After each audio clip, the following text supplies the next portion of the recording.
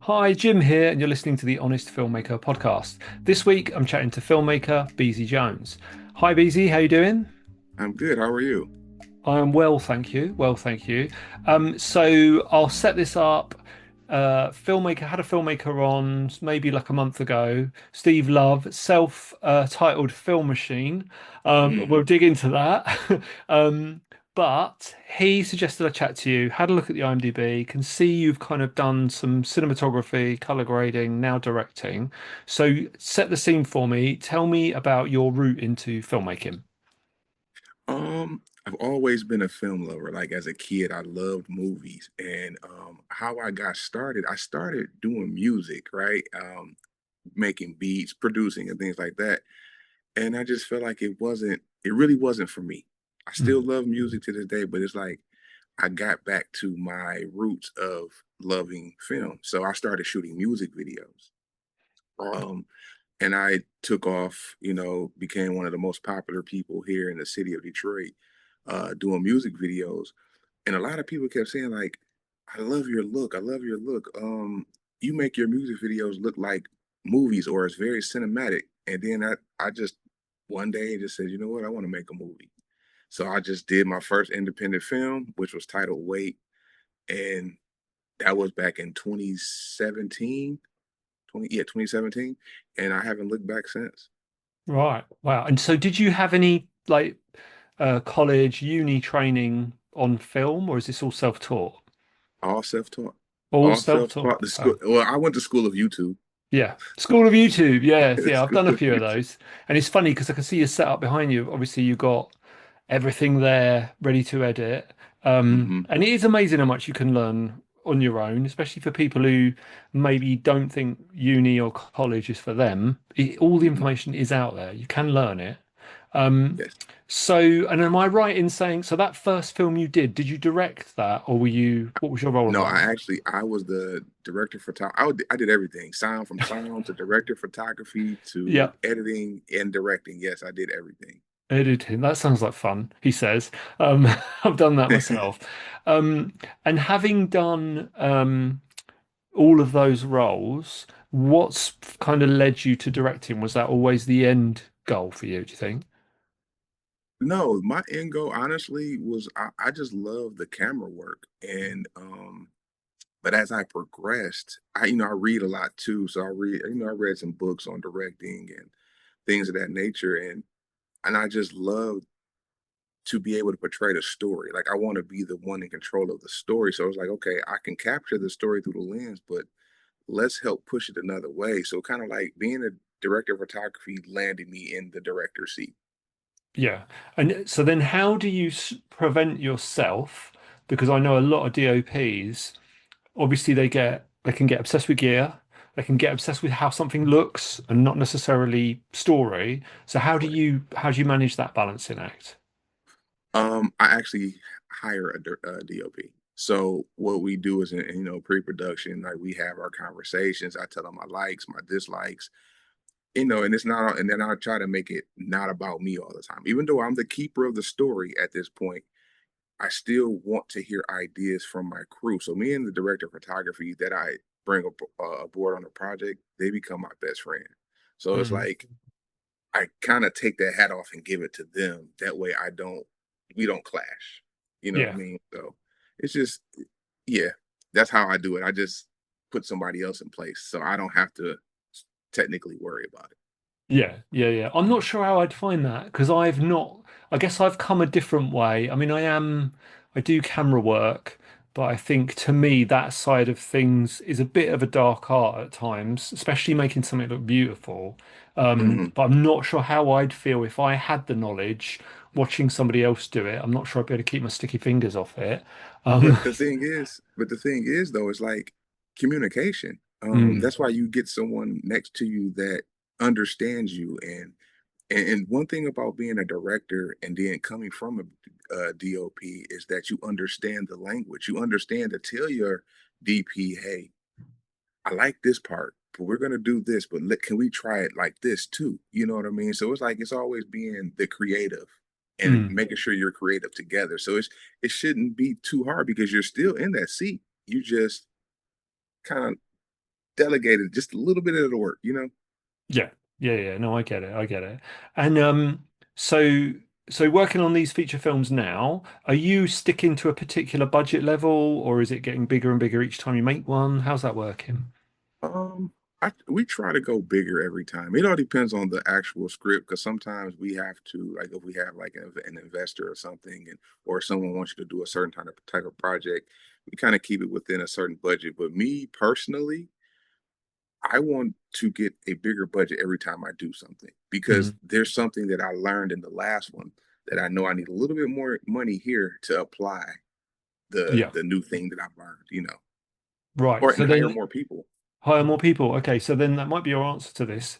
If you're about to make your next film, and I said, right, I can double your budget, what are you going to spend that money on primarily? Crew. Crew, I'm, more I'm I'm people. probably gonna go more crew, but I'm actually gonna add maybe a name or two just to Yeah. spice up the to make sure we're guaranteed a return. Yeah, yeah, yeah. Smart move, smart move. I'd go crew, a name, and maybe better food. Oh Because I yeah, you think that can't go really bad. You can't helps. go wrong with crafty. I'll go Crafty with is better food, yeah, yeah. definitely. Um, and then so talking as somebody who's a director, give me what are your tips for working with actors, for dealing with actors? One of my biggest things that I've learned is that you're the keeper as a director. You're the keeper of the story. You're not the one telling the story in my eyes, right? So with my actors, how I approach them is I don't approach them with do it like this, you do it like that. No, what's your ideas? Let's talk, let's collaborate. Oh, I like your idea, but maybe with your idea, can you try this?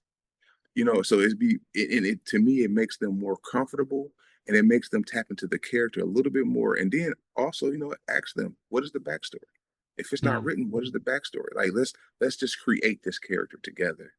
So it becomes more of a I'm not just the director, the boss. I'm your we're co-workers.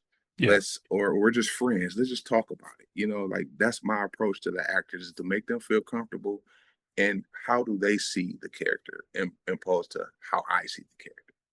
And yeah.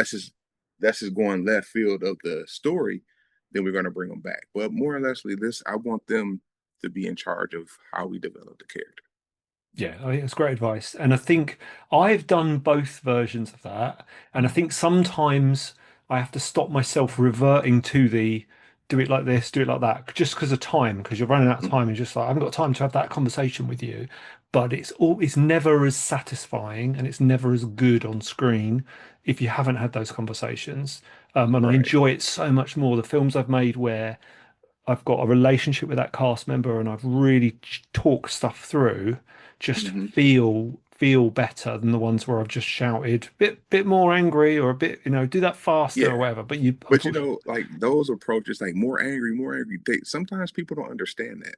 mm, So it's like you have to learn, like you said, learn the person, understand them, and find out like about them, not about the character, not about the development. Let's learn about you. And that way, as a director, you can talk to them and help them relate to that character to their life. Because there's some part of your life, it might be not be the exact same. Something you have went through can relate to most characters. You just have to find out what it is.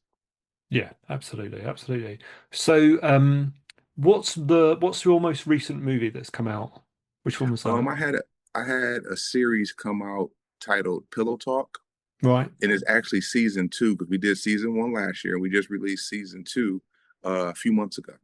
Right, okay. And what have you learned? Because obviously that sort of seems like it's a new thing now where because of platforms like Tubi, streaming platforms, producers are able to create effectively a TV show and Mhm. release it. How is that? I've not done that myself. What's the difference to you to doing a feature film? Do you need a lot of stamina for it? Tell me about it.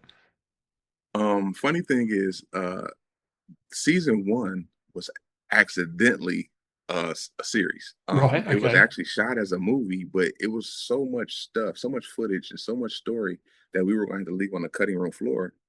And you know, my wife, my partner, she was like, "Let's turn it into a 4-part series." I said, good idea. I said, if it works, then we go back for a season two. Mm. And it worked. It worked for us. And then we went back for a season two. I would say to answer the question, it's like, what's what draws you to a series is because there's more content. And it Yeah. keeps the you can keep the viewer engaged a little bit longer and just not to shy away from it is more revenue. More revenue. You, more revenue. Yeah. And does it, I guess that's interesting to dig into a little bit. Do you see, I don't know how you distribute, I mean, we can talk about that, but do you see a correlation between, does the first episode always make more money and then it slowly decreases, or do you see a kind of steady amount per episode? It depends on your series. Like, Mm, there's been times where the first episode will do great, but you can't get people past probably the second episode. So if mm, you can't get them past the second episode, you're going to see the decrease. But if you have a good story or something that people is engaged to, then it's pretty much a little even across the board. But you're always going to have that one that's a little bit more because some people just don't like what you have, and that's mm. okay because you just can't please everyone, and the stories aren't for everyone. I like the movie Him. They just said that's the worst movie ever made. I didn't think it was that bad, but that's my opinion. You know what I mean? So everybody has an opinion, so it's kind of hard. But when you got a decent series, you're gonna see it pretty close to even across the board. Yeah, yeah. On him, I enjoyed it, and I'll watch anything Jordan Peele's associated with. He can't do no wrong in my eyes. Um, Exactly. yeah, that's interesting. And then did you change your approach at all? So I'm assuming when you did the second series, you knew it was going to be a series. So did anything change in your approach to making that? No, it didn't. I found that the way I break it down, I still broke it down as if it was a movie. Because we're independent, so it's like we don't have the finances to say, "Hey, we're going to lock this location down for this amount of time and shoot one episode." We can't. I can't afford to do that because it's independent. So what we do is I break it down as a movie. So I go through all the scripts. We had 8 episodes, so I went through 8 scripts and I pulled the same location from all 8 scripts and I scheduled it out by location. So it's like we might be shooting episode 3, we might be shooting scenes from episode 1. It all depends. You know what I mean? So the approach is still the same. I will approach it Mm, just like I did a movie until I get the bigger budget to where I can say, okay, we're going to shoot episode 1. This is what we're going to do, and then we can go back. Because sometimes it's harder for us to actually get a location again yeah, after we shot there. So that's why you kind of like want to milk it while you can. yeah, absolutely. And that's that reminds me. So I did a film that involved time travel, Mhm. which was using the same location multiple times. That completely scrambled my brain. So then how do you keep track if you're doing 8 episodes? I don't know, how long was an episode? Each episode is roughly 35 to 45 minutes. 35, 45 minutes, and then you're returning to locations with scenes that happen later on in the story. How do Mhm. you keep track of all of that, and how do you retain story throughout that? That's the hard part for me. Mm, I mean, well, not hard, the tricky part. So my producer, which is my wife, she creates our Bible, and everything is color coded in this Bible, so she keeps it all organized.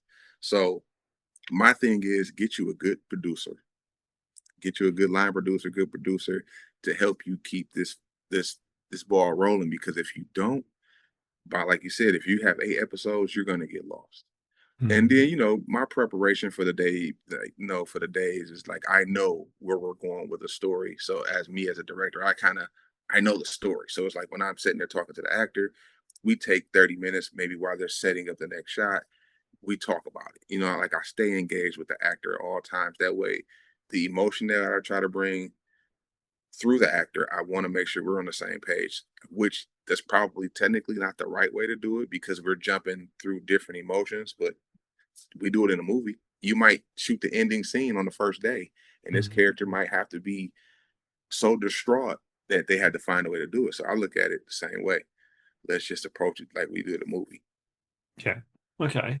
And then what was I going to say? So when you're looking at, say, we look at a feature budget, what percentage of that are you spending on a series, or is it kind of the same as you would spend on a feature? No, the budget's a little bit more. For one, sometimes the crew and the cast they want more because they're considering Mm, it's a series, and it's a lot more work. It's more mm, taxing on some people, on some actors, and the crew. Like typically right now as an independent filmmaker, I'm doing 10 to 12 days on a feature. Which I know it's not a lot of time, but that's all we can afford. So, but when we do a series, we're 17 to 25 days.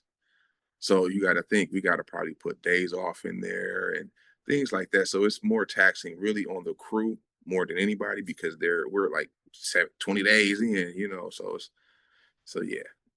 that's still not a lot of time. It's That, it's that's it's really horrific amount of time. that's no, it's really not a lot. Like, and people don't understand that. That's what I tell people all the time. They say, "What is the difference between independent filmmaking and the studio filmmaking?" I said they have more time, more money to pay for more time. Mm, That's the yeah, biggest thing. yeah.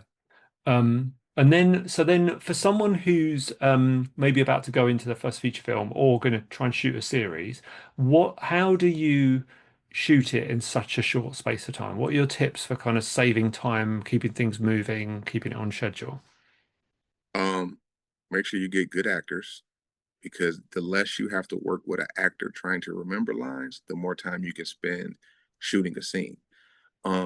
I mean, the right way, like you can get more creative with the shots. Good organization, good scheduling, and you have to have a crew that's ready to work, ready to move. It's never no time to really sit down. I mean, of course, we run into our hiccups. That's with any production. I don't care if it's big or small. You're gonna find those issues that you got to be quick on your feet to learn to resolve. But my biggest thing will be get a good producer and have good scheduling. Yeah. Yeah, amen to that. My wife is also my producer, so I know that how that dynamic works and can Yes. work really well. And I know it's funny, you do see a lot of husband, wife, partner duos working in film because you have got somebody who's ultimately their main goal is kind of to protect each other from all these time constraints and all these kind of Hmm. difficult things that pop up. Um, so on the last series you made, what was the toughest day on that? What was the toughest moment, do you think? The toughest day on this, we had like it was a action scene. It was like a shootout, and we had this park scheduled, and then the police shut us down. Oh, So, and this was like this is one of I want to say the biggest scene of the series because it mm, involved a lot of people, a lot of movement, a lot. It was supposed to be like a 2 day thing because it was action. So you got to, you know, get the details and the shots and things of that nature. Yeah, the police shut us down. Because they didn't want blank firing weapons. And I told them, well, we didn't have to use the blank firing weapons. I have, the green gas blowback. They just didn't want the weapons on the premises at all, which I understood. But I did call before. I did ask for permission. We did everything we were supposed to do. We got yeah. the okay, and then the day of, they shut us down. So that's one of those things where I say you got to learn how to pivot quick. So I went back to the script, me and the writer, because I keep the writer actually is always on set with me too, the one that wrote that. Mm, So um we talked about it. I said, look, we just gonna dumb it down. It ain't gotta be so many people, this and third. We kind of rewrote the scene and we made it happen in a smaller location. right. Okay. Yeah, I've had days like that. And it hasn't happened often, but I have been in a situation before where something that big has happened, and it always usually seems to be around location. It's Mhm. never, I mean, occasionally it's been an actor's, dropped out or something's happened with a prop. But yeah, the main reasons for stress for me is to do with the location. It's to do with one getting cancelled, one wanting you to finish early, or not delivering on the promise that you originally set up. And it's the only thing really that can stop everything, isn't it? Yeah. If it's an actor, change what you're shooting. If it's a prop, fake it, fix it, change the shot. But a location is painful when that goes wrong. Um, Yeah, that's I mean, you pretty much got to rewrite the story or try to mm, push it back to another day, which independently pushing things back to another day is pretty much very hard because you might have an actor flown in for this amount of days and then you can't, and it's hard to shuffle. So Um, and I hate to keep saying independently, but that's just the thing that we go through as far as, budget. You know what I mean? Like Yeah. the biggest budget I probably worked with was $250,000. And that's micro beyond micro budget, Mm. considering what the industry looks at, so it's just it gets hard because you can't afford to do the things that you really, really want to do and play with the toys that you want to play with. So Yeah, definitely. And also I guess what you're saying there with the independent is there's nobody you can phone and go, "Oh, we've gone over budget. You know, we're going to need another 3 days," because you're going to effectively be talking probably to your partner who's going to go, "No, or we ain't got no money left." or you go look in the mirror Yeah, exactly. Yeah. because Um, most of my films is budgeted. I mean, self budget. So it's like pretty much self-budget. everything I do it myself. Yeah. Like I've really, I think I don't really take on investors. Mm, So mm. we kind of like it's self-funded, which I'm not saying we're opposed to. It's just that if you're going to take on a budget, in my opinion, you should take on an investor. You should take on an investor that can give you more money that you can actually afford to pay. Yeah. Yeah, yeah, definitely. So then what about when the series comes out and you're Mhm. trying to get people to watch it? What are your tips for that? How do you get eyes on it? That's where you keep the name. You have to have some sort of name, someone to, and then sort of name, and then your marketing. Like me, I'm the type of person that when I'm on set, I make sure. I mean, no, everybody does this, but you take the photos, you do a photo shoot, and you get BTS, and you bring people on to do the BTS for you, and it's all about jumping into the algorithm on social media. Because right now, that's the biggest platform to market is social media. And if you got the budget to do billboards and the old street way, like, with the flyers and the t-shirts and stuff like that. Like I've done it all, so but the biggest thing will be social media because it has the wider reach. So you have to make sure you have a good social media campaign. No, I'm not saying go spend all the money on ads and things like that because to me, they don't work as good as people think because they're still in what like they base your algorithm on what you're spending. Mm, So if you're spending 10, maybe $100 a day, you're probably only reaching so many people. So, you're not going to reach the masses unless you have a big marketing budget. So figuring out your marketing niche is definitely important to get the eyes on it. yeah. And me, I've been fortunate enough to be a popular filmmaker. Coming from the music videos, I knew all the big artists in the city and things like that. So people recognize me and recognize my work. And over the years, I've grown another part of my fan base through social media. So it helps too. But like I said, the biggest thing is you have to have at least $5,000 for marketing. You should have at least $5,000 for marketing. Mm, If you have that, I think you can get some good eyes on your project. yeah. And how are you doing distribution? Is it Film Hub or are you selling it to someone? What's your kind of setup? No, right now, no, I'm not going through Film Hub. It's some things that I didn't agree with on that platform. And for one, it just takes too long for them. So actually, I'm through Buffalo 8 right now, Hmm. with Steven Love. Me and him, he brought me over there with them, and I'm pretty satisfied. But I've dealt with a few different distribution companies. I still have movies through other distribution companies, so I'm just feeling my way through. But right now, I'm very comfortable with Buffalo 8. Yeah. Yeah, yeah. And the distribution companies you've worked with, have they been positive experiences or have they kind of led you to think differently about distribution or not? No, honestly, everyone I've worked with, the biggest thing is your pay, and that's Mm, just with any distribution company because there's been companies that have went out of business and didn't pay people. You probably heard of them, but honestly, the my biggest thing with most distribution companies is you're asking for a certain percentage and you don't market me. That's mm, my biggest thing, and which is I understand, but at the same time, it's like, if I'm giving you 20%, I feel like you can take at least 2% of what I'm giving you, or figure out a way to or us come together with a percentage to help market the film.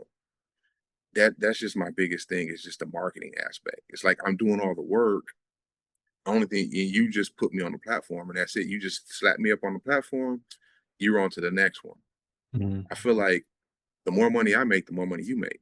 So why not take a small percentage of whatever the budget is or whatever the percentage is, put back into the film, let and this help us generate some more money. It's like I'm not the only one making the money. We both will be at that time, you know. So that was my only gripe with distribution companies is the marketing. Yeah, yeah, yeah. It is. It can be maddening. Um, Especially so from my experience, you sometimes you give your film over to a distributor, like you say, there's zilch on marketing at all, nothing, but you are still somehow there's still marketing fees wrapped up in the sales agent. And you don't even know when the film's coming out, let alone whether they're going to promote it. It's really frustrating. And it's really maddening because you, like you say, they can make some money. I don't know why they wouldn't want to promote it or at least help you to promote it. Exactly. If you got to Now, think, if we make millions, we make millions together. Like you get, mhm. like we make 3, $4 million, you're getting 10, 20%, whatever the percentage is. You're getting a good percent. You're not like you're not getting a small percentage of the film. You're getting a decent amount because most investors only want 5% of their 5% of their return, and then they're Mm, done. They don't want to live the life of the film. You're actually taking on the life of the film through your contract, whatever. Most people that put it on through a distribution company, they're not taking it down. So you pretty much are going to generate money through this film for the life of the film. mm, So it's like, why not? Like you said, why not? You're making money too. You're not. It's not like it's free.